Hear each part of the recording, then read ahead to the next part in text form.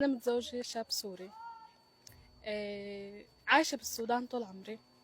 متزوجة يعني زوجي سوري، عنده شغل بالسودان، شغل بسوريا، وعنده مرته هون وولاده.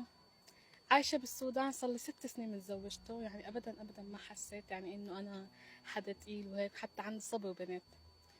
بس وقت صار عنا أزمة بالسودان جيت على سوريا، يعني حسيت إني يعني إحساس صعب. فهمتي علي شلون؟ يعني كأنك دمرت أسرة، مع إنه أنا أسست عيلة. بس وقت جيت لهون حسيت بالذنب.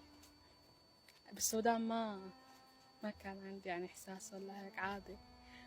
عنا بالسودان متزوج ودنيا يعني عادي، بس وقت جيت لهون شفت ضرته وشفت أولاده حسيت بذنب كتير. ما بعرف ليه. شو اللي صار؟ ما صار شي والله، يعني بس يعني التقيت بضرتي، حكيت معه، يعني قالت لي إنه هي هون بسوريا ما عندكن هيك أبدا، وهي كتير ضحت مشان عيلتها، وبالآخر إجا كافاه هيك مكافأة. يعني مشان هيك حسيت بالذنب. قابلتها عادي يعني، بس وقت حكينا هيك حكت لي يعني هي ضحت كتير كتير مشان عيلتها، مشان تأسس بيتها، وتركت يعني أهلها وتركت الشغلات، ضحت. بالآخر إجا كافاه، يعني هيك مكافأة. بهالوقت أنا حسيت بالذنب.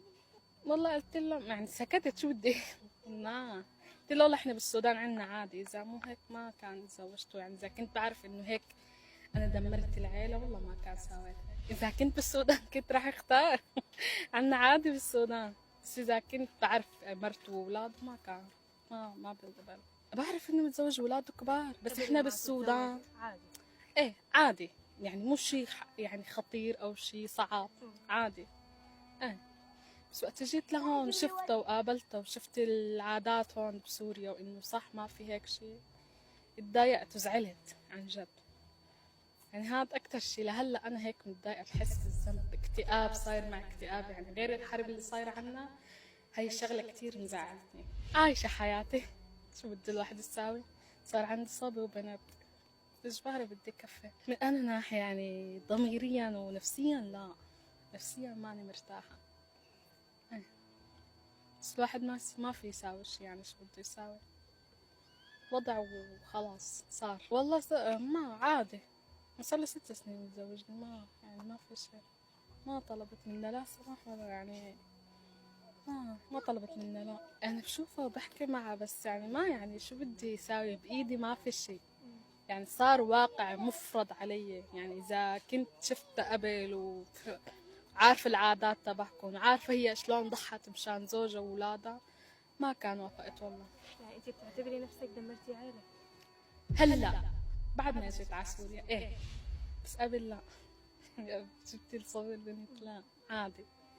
ايه هلا هيك حاسه بالذنب وقت جيت وشفتهم وشلون صايره، يعني بيته كتير كئيب ومشاكل وهيك، يعني بناته متضايقين، وهي يعني كل مرة والتانية بتتعب هيك. يعني هون عندكن كتير صعب هاي الشغلة، مشان هيك. كم ولد عندهم عنده 4 بنتين وصبي يعني. هلا عنده ابنه عرس بشهر 10، يعني كبار. بناته بيشتغلوا بالمشفى، كبار. وكيف بيتعاملوا معك؟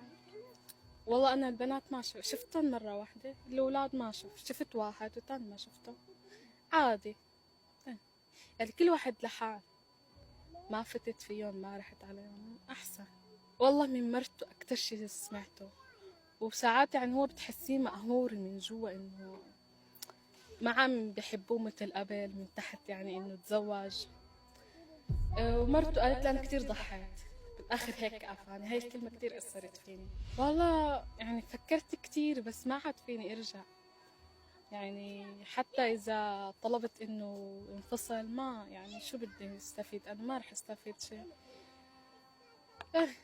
هون يعني ما عندي، وحيدة أنا، كل أهلي بالسودان، كل عائلتي بالسودان، ما عندي حدا هون غير زوجي. يعني شو بدي يساوي؟ ما في شي. والله إرهاق نفسي، تعب، دائما تلاقيني صفنانة، دائما معي صداع هيك. بس شو بدي يساوي الواحد؟ بخلي كل أمره لله، بقول يعني كل شي بنتحط عند الله أحسن.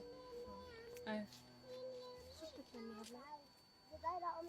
بتمنى ارجع على بلدي، الحرب تخلص وارجع. يعني هنيك اهلي، جاراتي، العالم تخفف علي شوي. هون قاعدة لحالي، ما يعني غير ما بحس بالذنب ما بساوي شي، لأنه ما عندي حدا.